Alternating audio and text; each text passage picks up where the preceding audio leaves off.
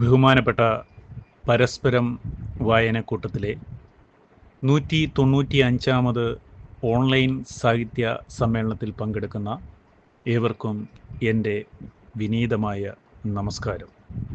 എൻ്റെ പേര് ഷാജിമോൻ ഒളശ. ഇന്നത്തെ ഈ കഥയരങ്ങിൽ ഞാൻ അവതരിപ്പിക്കുന്ന കഥയുടെ പേര് കോടമഞ്ഞ്. ഹണിമൂൺ. കുന്നിൻ മുകളിൽ നിരനിരയായി നിർമ്മിച്ചിരിക്കുന്ന കോട്ടേജുകൾ. മുൻപ് പലതവണ ഈ കോട്ടേജുകളിൽ പലതിലും അന്തി ഉറങ്ങിയിട്ടുണ്ട്. സൗന്ദര്യവും വേണ്ടുവോളവും ആസ്വദിച്ചിട്ടുമുണ്ട്. അന്ന് ഉപയോഗിച്ചിരുന്ന കോട്ടേജുകളിൽ നിന്നും വ്യത്യസ്തമായതും പുതുമയുള്ളതും താൻ ഉപയോഗിച്ചിട്ടില്ലാത്തതുമായ ഒരു കോട്ടേജ് തിരഞ്ഞെടുക്കുവാനുള്ള നല്ല ശ്രദ്ധ ശ്രീജിത്ത് കാട്ടിയിരുന്നു. ഒരേ ഓഫീസിൽ ജോലിയുള്ളവരായിരുന്നു ശ്രീജിത്തും ജമീല എന്ന മുസ്ലിം പെൺകുട്ടിയും. രണ്ടുപേരും ഒരുമിച്ച് ജോലി തുടർന്നിട്ട് ഏകദേശം 7 വർഷത്തോളം കഴിഞ്ഞു. 2 വർഷം മുൻപ് സ്ഥലം മാറ്റം വാങ്ങി നാട്ടിലേക്ക് പോയ മേലധികാരിയുടെ വിടവാങ്ങലോടുകൂടി ശ്രീജിത്തിലും ജമീലയിലും പ്രണയം പൊട്ടിമുളച്ചു. അത് പടർന്നു പന്തലിച്ചു.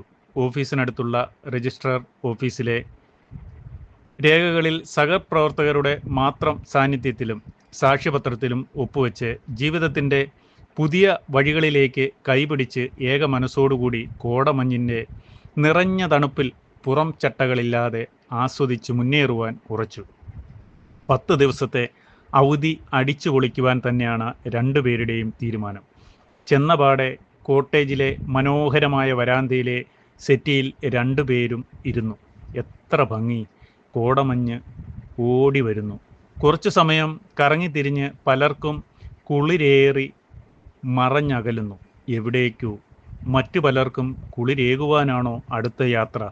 ജമീലയുടെ തോളിലൂടെ ഇട്ടിരുന്ന ഇടത് കൈ അവളെ തന്നിലേക്ക് കൂടുതൽ ചേർത്ത് പിടിച്ചപ്പോൾ കോടമഞ്ഞ് ഏൽപ്പിച്ച തണുപ്പുമായി ചേർന്ന് പുതിയ ഒരു ആസ്വാദനം ലഭിക്കുന്നതായി ശ്രീജിത്ത് അറിയുന്നു. ഇവൾ മാത്രം മതി. ജമീലയെ ശ്രീജിത്ത് ചേർക്കാവുന്നതിൻ്റെ പരമാവധി തന്നോടൊപ്പം ചേർത്ത് പിടിച്ചു. കോടമഞ്ഞിനൊപ്പം ചന്നം പിന്നം പെയ്യുന്ന ശക്തമല്ലാത്ത മഴയുടെ വരവും പോക്കും. അതിനിടയിലും അയാൾ അവളുടെ കവിളുകളിൽ ആവോളവും ചുംബനങ്ങൾ നൽകി. തിരിച്ചു. ഹണിമൂണിന് പറ്റിയ നല്ല കാലാവസ്ഥ. അയാൾ തണുപ്പിൽ ബാധിച്ച വിറയലോടുകൂടി ജമീലയോട് പറഞ്ഞു. അവളും അതിനോട് പൂർണ്ണമായും യോജിച്ചുള്ള ശൃംഗാരം കലർന്നുള്ള ചിരി സമ്മാനിച്ചു. മഴയുടെ ശക്തി അല്പം വർദ്ധിച്ചു വരുന്നതായി രണ്ടുപേരുടെയും ശരീരത്തിലൂടെ അരിച്ചിറങ്ങുന്ന ശക്തമായ തണുപ്പിൽ മനസ്സിലായി. 4 മണി പോലും ആയിട്ടില്ല. പക്ഷേ സന്ധ്യയുടെ പ്രതീതി.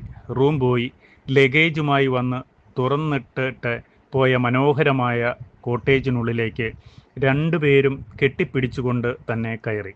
ചൂട് ചായ കിട്ടിയിരുന്നെങ്കിൽ എന്ന് ജമീല പറഞ്ഞ മാത്രയിൽ തന്നെ അയാൾ ചൂട് ചായയും ജമീലയ്ക്ക് പണ്ടേ ഇഷ്ടമുള്ള ചൂടുവടകളും വരുത്തി കഴിഞ്ഞു.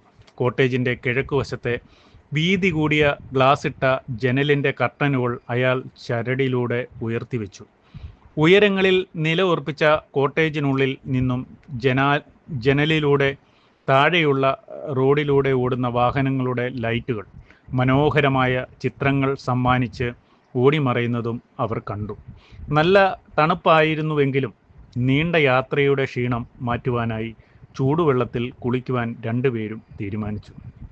ജമീല ആദ്യം കുളിച്ചു വരാൻ അയാൾ പറഞ്ഞുവെങ്കിലും അവൾ ശ്രീജിത്തിനെ ആദ്യം തന്നെ കുളിക്കുവാൻ വിട്ടു. അവൾ കുളിക്കുവാൻ സമയം കൂടുതൽ എടുക്കും എന്നതുകൊണ്ടാണ് ജമീല അയാളെ ആദ്യം വിട്ടത്. കുളി കഴിഞ്ഞ ശ്രീജിത്ത് കോട്ടേജിൻ്റെ തെക്കുവശത്തെ ജനലിൻ്റെ കർട്ടൻ ഉയർത്തി കസാര ജനലിനോട് അടുപ്പിച്ച് വലിച്ചിട്ടു. ഗ്ലാസ്സിലൂടെ കാണുന്ന ആ കോട്ടേജുകളിൽ പലതിലും താൻ എത്രയോ തവണ ശ്രീജിത്ത് പിന്നോക്കം സഞ്ചരിച്ചുകൊണ്ടേയിരുന്നു. മേലധികാരിയുടെ നിറഞ്ഞ വാത്സല്യം. തന്നിലും 16 വയസ്സ് കൂടുതലുള്ള സുന്ദരിയായ അവർ തൻ്റെ മാം ആയിരുന്നു ആദ്യ നാളുകളിൽ. പിന്നെ അങ്ങോട്ട് അവരുടെ ദുഃഖങ്ങൾ ചാലിച്ച കഥകൾ കേൾക്കുന്ന അവർ ഇഷ്ടപ്പെടുന്ന നല്ല ഒരു ആസ്വാദകനായി മാറി. ആ ദുഃഖ കഥയിലെ നായികയെ തൻ്റെ മനസ്സിൽ അവർ തന്നെ പ്രതിഷ്ഠിച്ചിരുത്തി. അളവുകൾ ഇല്ലാത്ത വിധം സ്നേഹം തന്നിലേക്ക് പകർന്നുകൊണ്ടേയിരുന്നു. തനിക്ക് വേണ്ടുന്ന സകലതും തിരഞ്ഞെടുക്കുന്നതും അവരുടെ അധികാര പരിധിയിലായിരുന്നു. എല്ലാം തൻ്റെ മൗനാനുമതിയോടുകൂടി തന്നെ.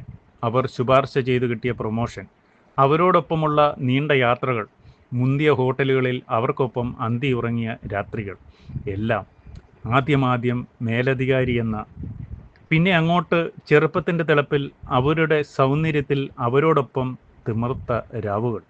ഭർത്താവും ഒരാൺകുട്ടിയും അവർക്കുണ്ടായിരുന്നുവെങ്കിലും ഉയർന്ന ഉദ്യോഗസ്ഥനായ ഭർത്താവുമായി പിണക്കത്തിലായിരുന്നു. മകനും അച്ഛനോടൊപ്പം ചേർന്ന് അവരെ ഒറ്റപ്പെടുത്തിയത് മുതൽ അവരുടെ മനസ്സ് സ്നേഹത്തിനു വേണ്ടി അവരുടെ നീറുന്ന പ്രശ്നങ്ങൾ കേട്ടിരിക്കുന്ന നല്ല ഒരു ആസ്വാദകനിലുപരി അവരുടെ എല്ലാമായി മാറി. അവരുടെ എല്ലാവിധ സന്തോഷങ്ങൾക്കും വേണ്ടി അവർക്കൊപ്പം ചേർന്നപ്പോഴും തൻ്റെ അമ്മയുടെ ദുഃഖങ്ങൾ ശ്രദ്ധിക്കുവാൻ സമയം കിട്ടിയിരുന്നില്ല. കുട്ടിയായിരുന്നപ്പോൾ അച്ഛൻ മരിച്ച തന്നെ വളർത്തിയത് താൻ മറന്നുപോയി. ഒരേ ദിവസം പല വീടുകളിൽ ജോലി ചെയ്ത് വളർത്തി വലുതാക്കിയ അമ്മ ജോലി കിട്ടിയപ്പോൾ അമ്മയുടെ സന്തോഷം എത്രയായിരുന്നു. തനിക്കും അമ്മ ജീവൻ തന്നെയായിരുന്നു അന്നും ഇന്നും. പക്ഷേ താൻ എല്ലാം മറന്നു. അരുതരുതാത്തതിലേക്ക് വലിച്ചിഴക്കപ്പെട്ടത് ബോധ്യമായപ്പോൾ അമ്മ ഈ ലോകം വിട്ടുപോയി. എത്രയെത്ര കല്യാണ ആലോചനകൾ! അപ്പോഴെല്ലാം മേലധികാരിയുടെ മാസ്മര വലയത്തിൽ അകപ്പെട്ട് അവർക്ക് അടിമയായി മാറി. ഒരു മകൻ്റെ കല്യാണം, ഒരു പേരക്കിടാവ്, എല്ലാം സ്വപ്നം കണ്ട അമ്മയെ മാപ്പ്. അയാൾ അറിയാതെ കൈകൾ കൂപ്പി. തന്നെ അവരുടെ കൈപ്പിടിയിൽ ഒതുക്കിയ അന്നു മുതൽ മാമിൻ്റെ മുഖകാന്തി വർദ്ധിച്ചു വന്നതായി തോന്നുമായിരുന്നു. ഉറക്കത്തിനായി ആശ്രയിച്ചിരുന്ന പലതും അവർ ഉപേക്ഷിച്ചു. വില കൂടിയ സ്കോച്ചുകൾ ഉള്ളിലാക്കുന്ന നിമിഷങ്ങളും അതിൽ നിന്ന് സിരകളിൽ പടർന്നു കയറുന്ന അവരുടെ ലീലാ വിലാസങ്ങളും താൻ എത്ര തവണ അനുഭവിച്ചറിഞ്ഞു. മദ്യത്തോട് പണ്ടേ താല്പര്യമില്ലാതിരുന്ന താൻ അവരെ പറഞ്ഞു അതിൽ നിന്ന് മോചിതയാക്കിയപ്പോഴും അവർ തന്നെ ചേർത്ത് പിടിച്ചു പറയുമായിരുന്നു, നീ മാത്രമാണ് ഇന്ന് എൻ്റെ ലഹരി.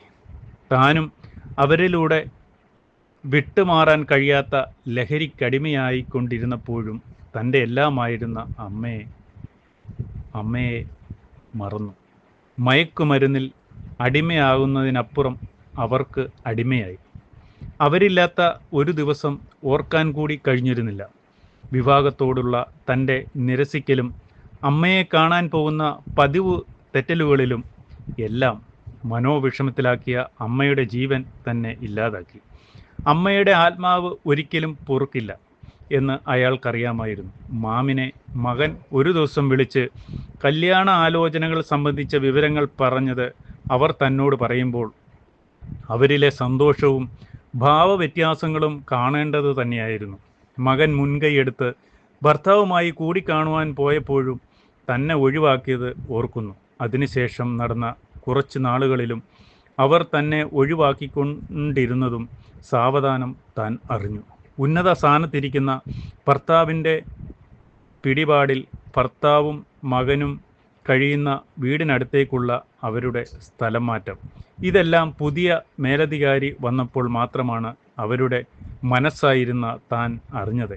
ഏത് നിമിഷവും ഫോൺ വിളിച്ചിരുന്ന അവർ ഇന്ന് തൻ്റെ നമ്പറുകൾ ബ്ലോക്കാക്കിയതും താൻ അറിഞ്ഞു. പുതിയ ഓഫീസിൽ ചാർജ് എടുത്ത അവരെ കാണുവാൻ ശ്രമിച്ചിട്ടും മനഃപൂർവ്വം തന്നെ ഒഴിവാക്കിയ രംഗം. ഭാഗ്യത്തിനാണ് തല്ല് കിട്ടാതെ പോന്നത്. നിരാശനായി മടങ്ങിപ്പോരുമ്പോഴും മനസ്സിൽ മാമിലൂടെ നുണഞ്ഞ ദിനരാത്രികളുടെ ലഹരി നുരഞ്ഞു പൊങ്ങുന്നതായി താൻ അറിഞ്ഞു. വിവാഹ ജീവിതത്തിൻ്റെ ആദ്യ പടികൾ ചവിട്ടുമ്പോൾ തന്നെ ഭർത്താവിൻ്റെയും വീട്ടുകാരുടെയും ക്രൂരതകളിൽ കാലിടറി വീണ ജമീലയും എന്നോ ഒരിക്കൽ ജീവിത വഴികളിലെ യാത്രാ വിവരണങ്ങൾ ശ്രീജിത്തും ജമീലയും അല്പാൽപം പങ്കുവെക്കുമ്പോഴെല്ലാം മനസ്സ് തുറക്കുന്നതായി നാളുകളിലൂടെ രണ്ടുപേർക്കും മനസ്സിലായി. അങ്ങനെ മനസ്സുകളിലൂടെ ഒന്നിക്കുവാൻ തീരുമാനിച്ചു. ജമീല കുളി കഴിഞ്ഞിറങ്ങി വരുന്ന ശബ്ദം കേട്ട് ശ്രീജിത്ത് യാത്രകൾ അവസാനിപ്പിച്ചു. ജമീലയും ശ്രീജിത്തും പുറത്തേക്ക് പോകുവാൻ തയ്യാറായി. മഴ പൂർണ്ണമായും നിലച്ചു. ദൂരെ പച്ച വിരിച്ച കുന്നുകൾ പൊട്ടുകൾ പോലെ, ഇടയ്ക്കിടയ്ക്ക് തഴുകി കടന്നു പോകുന്ന കോടമഞ്ഞുകൾ. കുറേ ദൂരം കെട്ടിപ്പിടിച്ചും കൈകൾ കൊരുത്തും അവർ നടന്നുകൊണ്ടിരുന്നു. എവിടെ നിന്നെല്ലാമോ ഇഷ്ടപ്പെട്ട ഭക്ഷണങ്ങൾ വാങ്ങിക്കഴിച്ചുകൊണ്ടുമായിരുന്നു അവരുടെ യാത്ര. തണുപ്പായിരുന്നെങ്കിലും കെട്ടിപ്പിടിച്ചുള്ള നടത്തത്തിലും ഹണിമൂൺ ആവേശത്തിലും തണുപ്പിൻ്റെ ശക്തി വളരെ ബുദ്ധിമുട്ടിച്ചിരുന്നില്ല. തിരികെ കോട്ടേജിൽ എത്തിയപ്പോൾ വിവിധ വർണ്ണങ്ങളിലുള്ള ലൈറ്റുകളാൽ അവിടം മനോഹരമായിരുന്നു. ബെഡ്റൂമിലേക്ക് കയറിപ്പോയ ജമീല ഉയർത്തി വെച്ചിരുന്ന കർട്ടനുകൾ ഒന്നൊന്നായി അയാൾ താഴ്ത്തിക്കൊണ്ടിരുന്നു. ആദ്യം കിഴക്ക് വശത്തെ. തെക്ക് വശത്തെ കർട്ടൻ താഴ്ത്തുന്നതിന് മുമ്പായി ജനലിൻ്റെ ഗ്ലാസുകൾ അല്പം തള്ളിമാറ്റി. ആ വിടവിലൂടെ ആവേശത്തോടെ ഊളിയിട്ട് കയറുന്ന തണുത്ത കാറ്റ്. ലൈറ്റുകളിൽ മനോഹരമായ അപ്പുറത്തെ കോട്ടേജുകളിൽ നിന്ന് പഴയകാല സ്മരണകൾ തന്നിലേക്ക് പടർന്നു കയറുവാൻ വരുന്നതായി അയാൾക്ക് തോന്നി. ഒപ്പം ഒരിക്കൽ അടിമപ്പെട്ട ആവോളവും അനുഭവിച്ച ഗന്ധവും. അയാൾ വേഗം ഗ്ലാസുകൾ ചേർത്തടച്ചു. പുറത്തെ ലൈറ്റുകളെ തടയും വണ്ണം കർട്ടനുകൾ മുഴുവൻ താഴ്ത്തിയതോടൊപ്പം കോട്ടേജിൻ്റെ മെയിൻ വാതിലും ബന്ധിച്ചു. അരണ്ട വെളിച്ചത്തിൽ ജമീലയോടൊപ്പം ഒന്നാകുമ്പോഴും ഇടയ്ക്കിടയ്ക്ക് അയാളെ തഴുകി മറിഞ്ഞു പോകുന്ന ഓർമ്മകളിലൂടെ കോടമഞ്ഞിൽ നിന്ന് രക്ഷപ്പെടുവാനായി അയാൾ നന്നേ പാടുപെടുന്നുണ്ടായിരുന്നു.